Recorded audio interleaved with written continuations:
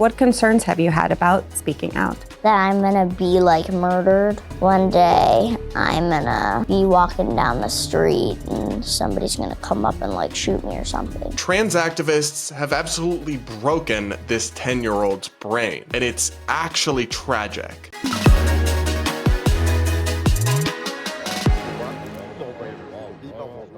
We're going to break down a truly wild CNN segment featuring multiple kids who identify as transgender and so much more. On today's episode of the Brad vs. Everyone podcast, my daily show where I take on the craziest ideas from across the internet, our media, and our politics, all from an independent perspective. Before we get into our main topic for the day, a quick announcement. I will be on vacation all of next week, so no Brad vs. Everyone show.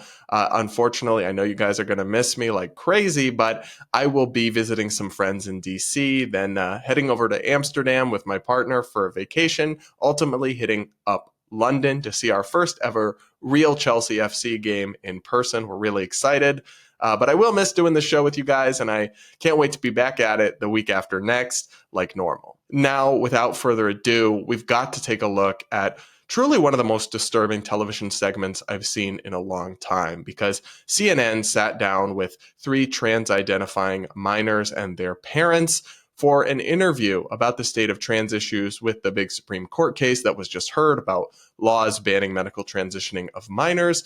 And the interview was one of the most tragic and shocking things I've seen in some time. Take a listen to this first clip, what Violet, a 10-year-old who identifies as a trans girl, had to say in the opening clip of this interview.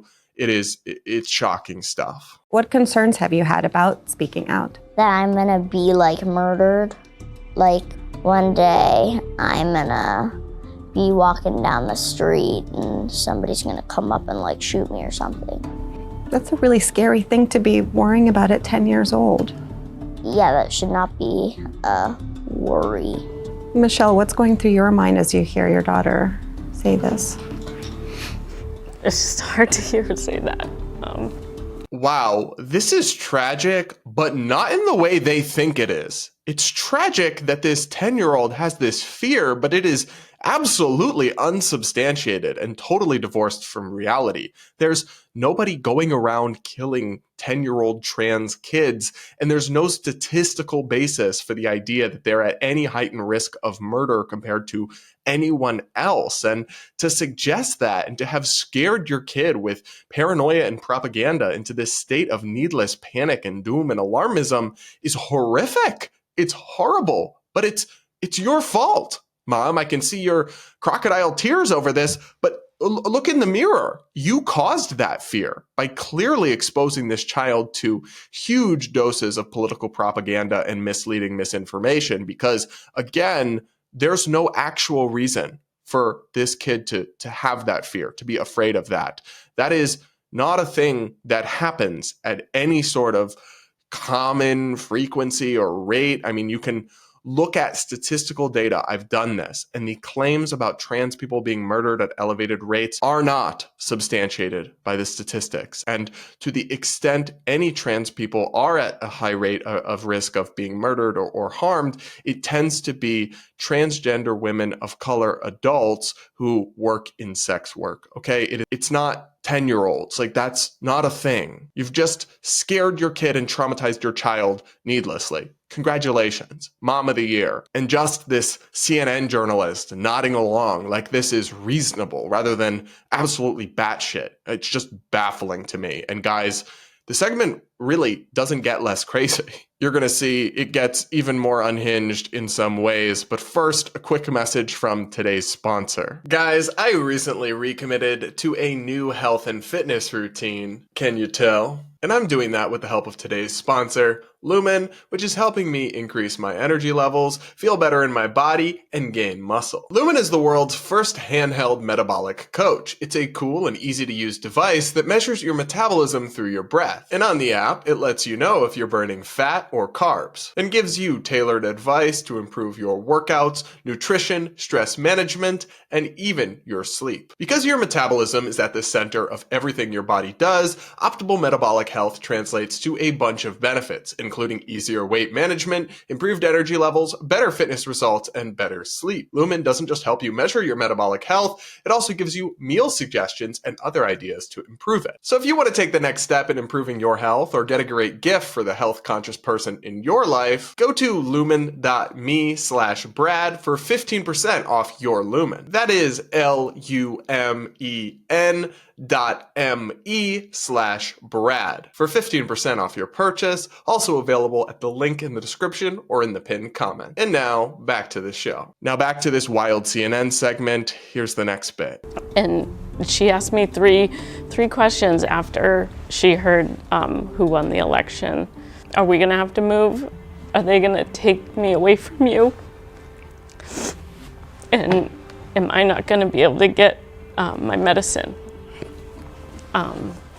It's frightening. Yeah, well, based on that little bit, I can see how this kid ended up scared and paranoid for no reason. I mean, these questions are not reasonable questions to be asking, but 10-year-olds do ask silly questions that don't make sense. And so your answer should have been, no, nobody is going to take you away from your parents. That's not a thing. As far as I'm aware, Republicans and Trump aren't trying to do that. And even if they were, there's no reason to believe it would be successful. Like, it's not a thing. In fact, around this debate, the only kids being taken away from parents that I'm aware of is parents having their parental rights stripped when they refuse to affirm people's their kids' gender identity in some left-wing places and states like California. So as far as I'm aware, yeah, that's only happening in one direction. So you should be reassuring your child, but it seems like you're just playing into your kid's fear even more. Now, the question about whether this kid is going to still be able to access their medication is a valid question because to some extent that is up in the air.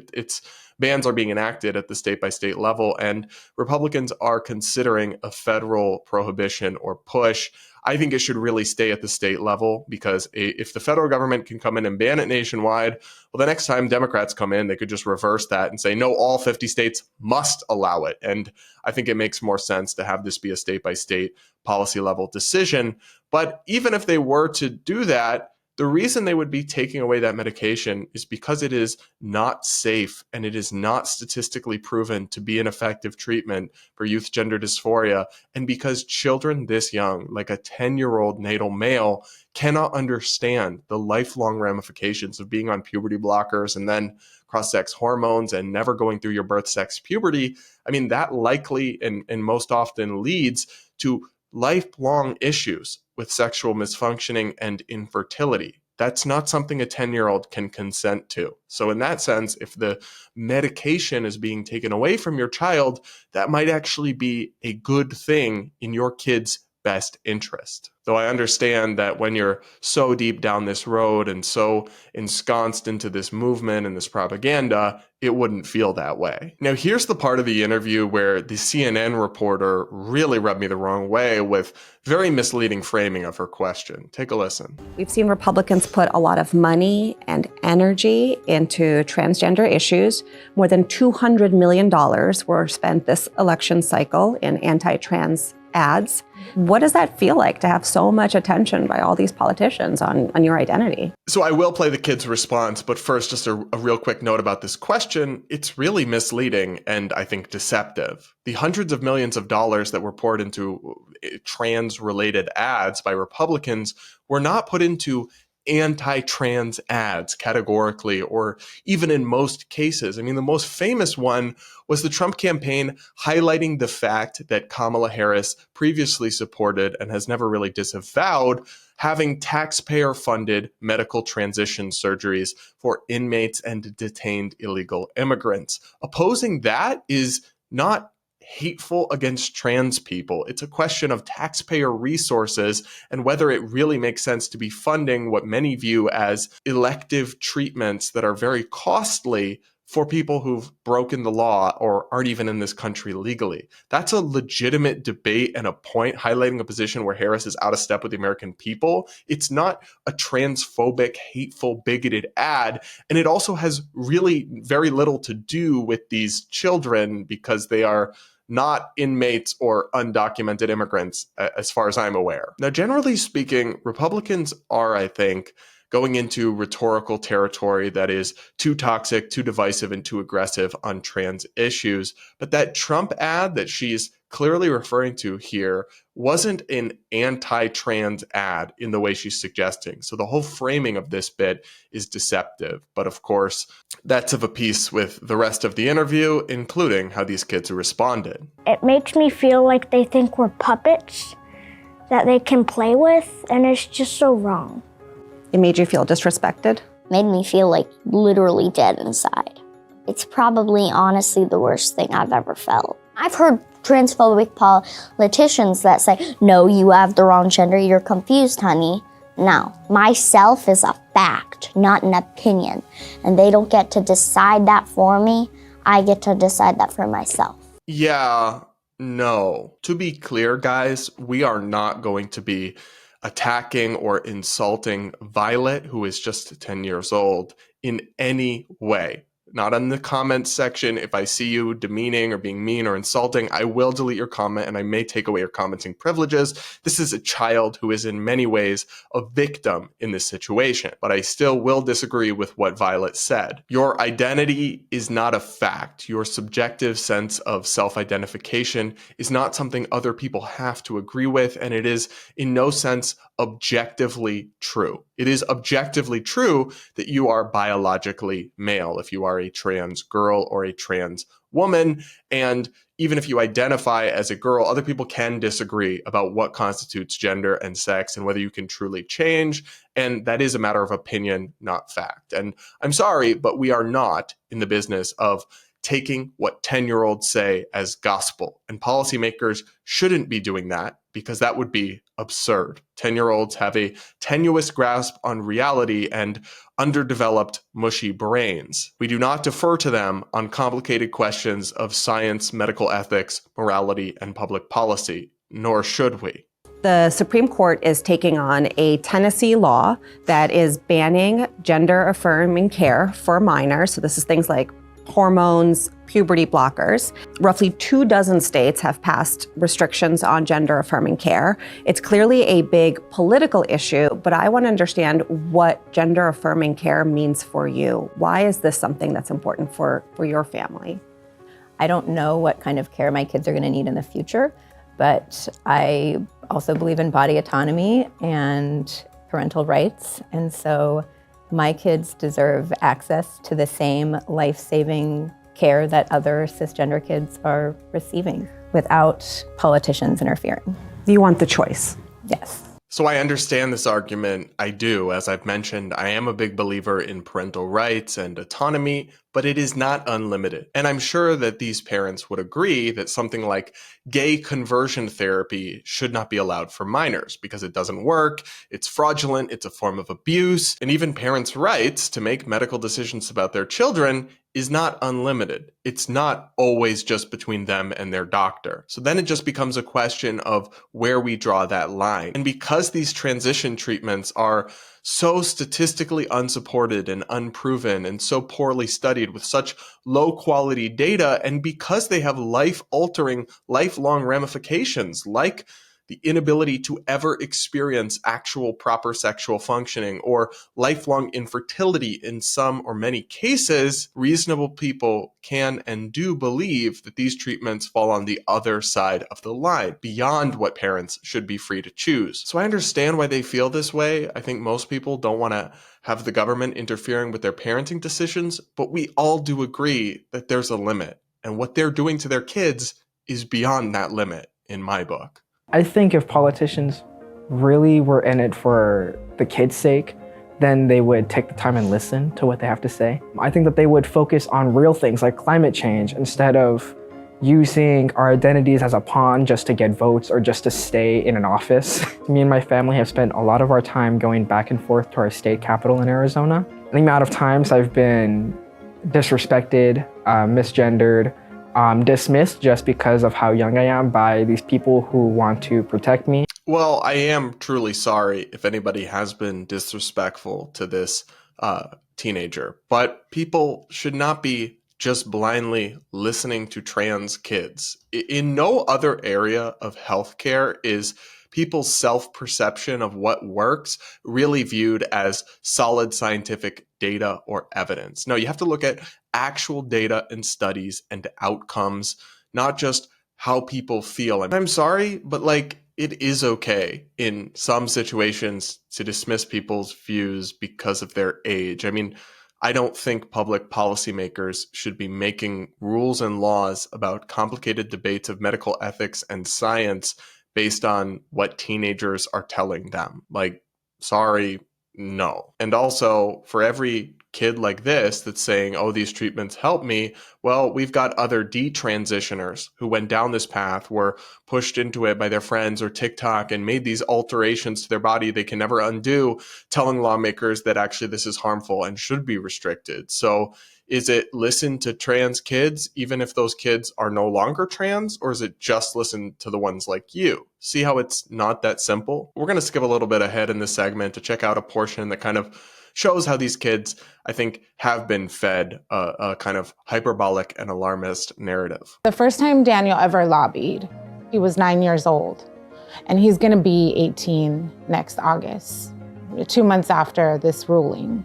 And so he will have spent a majority of his life defending his existence.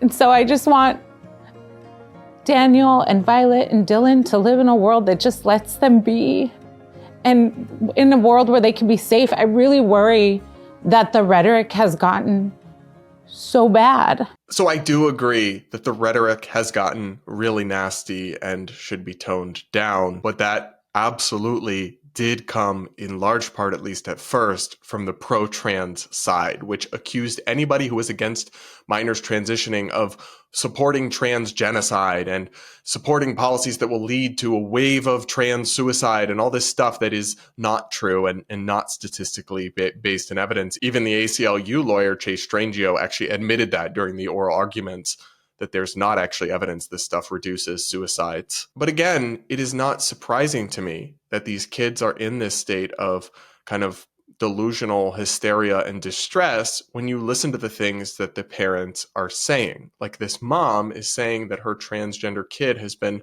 fighting for his right to exist. No, lady. Nobody has ever said or been arguing that your kid shouldn't exist or doesn't exist. That's a made up battle you've been having in your mind for years, apparently, shadow boxing with an enemy that doesn't exist. They've questioned whether your female child is really a male, and they're entitled to question that. And they've questioned whether these radical new treatments with very little data about their efficacy or safety should be allowed to be given to minors. None of that is the same thing as denying your kids' right to exist. And that kind of hysterical and delusional rhetoric is exactly the kind of thing that has caused these kids emotional distress. And that's what's really harming them, if you ask me. Their parents' propaganda and delusion. Do you feel like it's affecting your childhoods that you have to fight for your right to exist? Yeah, because there's so many like racist, anti-trans people that I should be a kid at school right now worrying about my own stuff and like not having to do this. So one, why is the CNN reporter playing into this and affirming the delusional narrative that these kids are fighting for their right to exist, even though nobody wants them to not exist or is trying to take out their existence? Like, that's just imaginary. And two, I actually agree. Violet should have been at the playground or in class and focused on normal kid things. But the ones who took that away from Violet are not Republican lawmakers, but activist parents who clearly craved their moment in front of the camera, craved their spotlight, and the sense of purpose that having a trans kid seems to have given them, and took that childhood away from them and made them into mini activists. That's not something most parents would do for their kid, and for good reason. But despite what they're saying, they weren't forced to do that with this imaginary struggle over whether they can even exist. It's actually something your parents chose, and I'm sorry they chose that, but it's ultimately on them. And we know that the statistics around the loss of life of Black and brown trans women is already high. This is so wild. None of these kids are Black or brown or trans women. So you're just like throwing in random buzzwords because you've heard propaganda talking points from alphabet activists. I've run the numbers and the data on this, and Black transgender people are actually murdered at lower rates than Black people generally speaking. What's more, while all of these deaths in these cases are tragic, I mean, any loss of human life is a terrible thing, many of the Black trans women routinely profiled as victims of trans genocide weren't killed because they were trans. They were killed as a part of oftentimes the sex work industry they were participating in, which is tragic, but is kind of a different issue. And in some cases were killed in circumstances that had actually nothing to do with them being trans. So again, we're just throwing in woke buzzwords and talking points into this conversation and scaring the kids with stuff that's not based in fact. Great job. We just got the Parents of the Year on display in this segment. What do you hope will come as a result of you speaking out and making your voices heard? I wish people could see that our children are who they are and believe them and leave our families alone. Like, I would give anything to be a really boring PTA mom. And instead, I'm reading policy, like ways in which I can convince politicians to see my child as a full human being. I'm sorry, that's such bullshit. First, everyone sees your child as a full human being. Nobody's saying that your child isn't a full human being, and all reasonable people on either side of this debate, of course, agree that your child is entitled to dignity and respect. But yeah, I just don't believe this woman. She doesn't want to be a normal PTA mom. She's loving the spotlight. She loves that she's this activist, hero, queen mom who's standing up for her kid's existence, even though it's mostly an imaginary struggle, shadowboxing with a made-up villain in her head. And her kid is about to turn 18, as she mentioned earlier in this video, which means her kid will still be able to access gender transition treatments. And this issue will largely no longer affect their life, but she's still here, protesting at the Supreme Court, going on CNN, and making this her personality. So I'm not buying that this woman just wants to be a normal, bland, vanilla PTA mom. I think that's bullshit, honestly, I do. But then again, that's how I feel about basically this entire segment. I'm hopeful that we can just be normal children in a normal world where people don't judge us and where we can just be ourselves and shine like a star. Okay, that's the end of this horrific segment on CNN. I agree, Violet, that's what I want for you. I want you kids to be happy and healthy and to have had productive childhoods and gotten to grow up like anybody else. But I fear your parents have stolen that from you. And I have a lot of anger with the parents and the political propaganda that's been fed onto these kids to have put them into a delusional state of hysteria. It appears the whole thing is a tragedy, but not in the way CNN attempted to frame it as one. Honestly, I want to pull my hair out. Like, not many things that I cover, I'm pretty unflappable. Not many things genuinely rattle me. That segment did. You guys, let me know your thoughts in the comments below. Please do hit the like button, make sure you're subscribed, all that. I'm not even going to go through that. I'm a little shaken up. I'm going to just try to finish the show. But anyway, now we're going to talk about the Tuah girl. What's one move in bed that makes a man go crazy every time? You gotta give him that Tuah and spit on that thing, you get me? Who got famous for her blowjob meme that went around the internet, who is now allegedly ripping off her fans with a cryptocurrency scam and causing a massive financial problem for lots of people. And just in, Haley Welch pumped the coin to $500 million and it retraced it to $90 million within 10 minutes. So a huge drop. And it did actually go lower to a $50 million market cap. I don't know about you guys, but I am just shocked that the Hawk Tuah girl was not, in fact, on the cutting edge of financial innovation. We've got a report here from the New York Post. Hawk Tuah girl Haley Welch launches a meme coin, which almost immediately crashes. Who could have possibly seen that one coming? Haley Welch, the social media influencer better known as Hawk Tuah girl, launched her own cryptocurrency, which briefly surged in value only to crash in a matter of hours.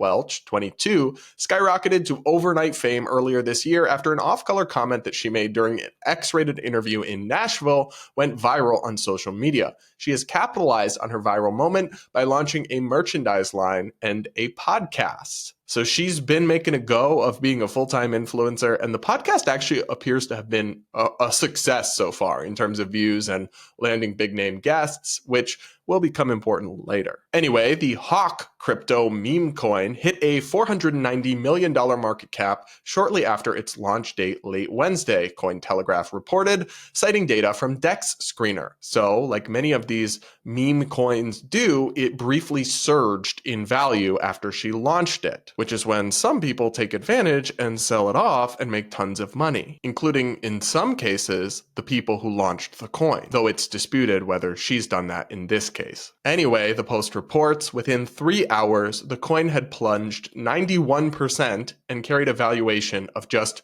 $41.7 million. Nothing to see there, just like a 1/10 of the valuation a few hours later. This is a totally normal, stable financial asset. So, shocker, a significant number of people lost money by buying this shit coin, and now they're not happy about it. Barstool Sports reports, the Hawk Tuah girl launched a meme coin, everybody lost their money, and now people want her thrown in jail. This is a slight oversimplification, but is more or less what happened. I have a couple of thoughts. First, I don't feel any sympathy for the people who lost money. I'm sorry, I just don't.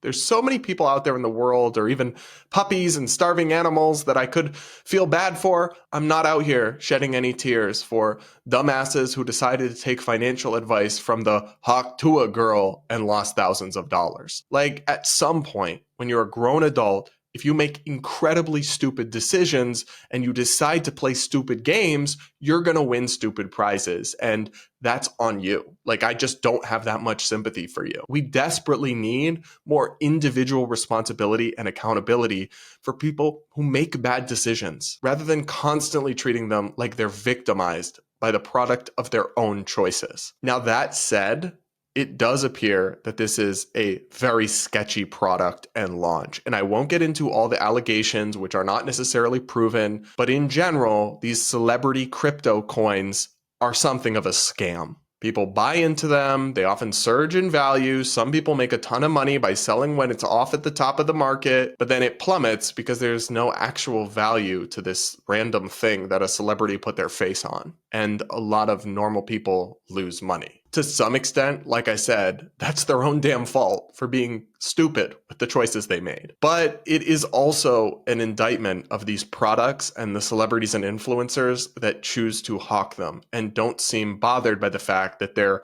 screwing over a lot of their fan base that made their success possible in the first place. So I just don't understand why any creator or influencer would do this kind of thing, would screw over their fans, would push something with no actual value to people, would capitalize on the trust they've built with their followers to exploit them like this. Like, I also think that's shitty and immoral. In some cases, it might even be illegal. I mean, I don't have any idea whether Hawk Tuah girl followed SEC regulations or not, but people are filing complaints, and that will be investigated, and she'll have to deal with wherever that takes her. I really hope for her sake she didn't commit serious crimes in launching this product and not realize what she was doing. But she didn't have to do this. She had her viral Hawk Tuah moment, which made her this big internet star, but she's actually capitalized on it and built a successful podcast that's getting hundreds of thousands of views per episode, and you can get sponsors and earn a great living off of that. She could have made plenty of money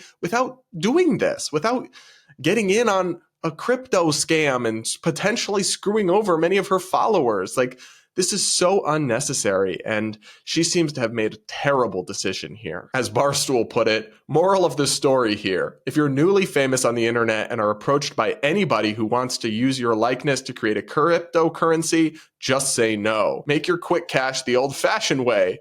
OnlyFans, unless you really effing know what you're doing. I agree with that sentiment from Barstool Sports, of all places. And I think this whole saga is just kind of a microcosm of everything that's wrong with influencer culture and modern society. But what do you think? Let me know in the comments below, and do hit that like button to reward my suffering. And now it's time for Brad versus TikTok, my daily segment where I take on the craziest ideas from the Clock app. Pronoun of the day is slugs.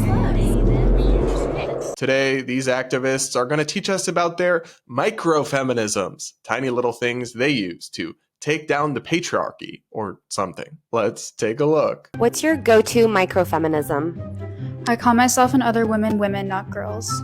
I don't know how the patriarchy will ever recover. Seriously, like, is that really that big a deal? People call guys boys all the time. I don't know. Refusing to yield to men when they're walking down the street. Ah, yes, because running into people and causing traffic jams on the street is a great idea. I don't know. I don't think you have to always yield to men when you're walking. I don't think that's really a thing, but like, you should just be considerate and not run into other people to make a political point or something. Not sure what that accomplishes. When a man's getting aggressive, I hit him with the, I can see you're acting a little emotionally. Let's think a little more logically, like me. I'm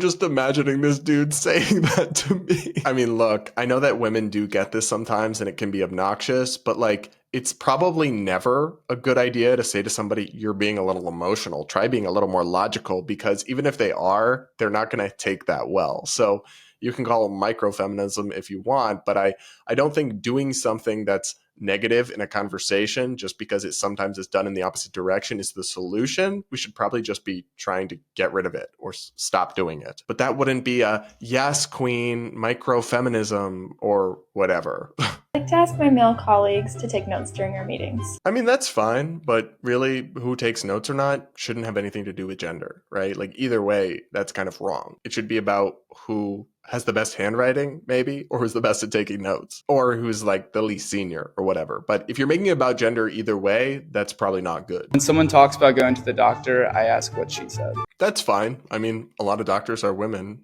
I wouldn't really blink twice at that. I don't think most people would. I think a lot of this microfeminism is them like shadow boxing with an imaginary enemy because most of us don't care and won't notice. I don't watch a lot of sports, but when I do, I try to put on women's sports to help their ratings and to lift women's sports in the media. I love this. She's not actually interested in women's sports, but she just like puts it on to give them like pity ratings. I'm not sure that's as feminist as you think it is, my friend. When a man says he is babysitting his children, I make sure to correct it to parenting. This one, I actually 1000% agree with. Men, you are never babysitting your own kids. Ever. It is just parenting, and childcare should not be 100% on the woman. Even if she's a stay-at-home mom, it's still, parenting is a two-person job. And when men say this, I do roll my eyes. So maybe I am a microfeminist after all. Whenever something needs to be moved and someone's like, let's let the men do it, I say, no, I got it. See, that's dumb, because like, men are stronger than women in many ways, particularly when it comes to upper body strength. Denying facts isn't feminist. Feminism is supposed to be about legal equality, not pretending that men and women are literally the same and potentially hurting yourself lifting something big rather than letting somebody stronger do it for you. But go off, I guess. I like to hold the door open for men and insist they go in first. I love how they think this is like resistance heroism. I'd just be like, oh, that's nice. And I'd enjoy just walking through the door. It's nice to just open doors for other people. Like, why are you politicizing that? This whole thing is just silly to me. I mean, microfeminism seems like one of those movements that hyper-focuses on irrelevant, tiny things and engages in this grand struggle that mostly exists in their head. But other than that, great stuff, guys. Keep it up. Oh, I just called them guys. That was probably a microaggression.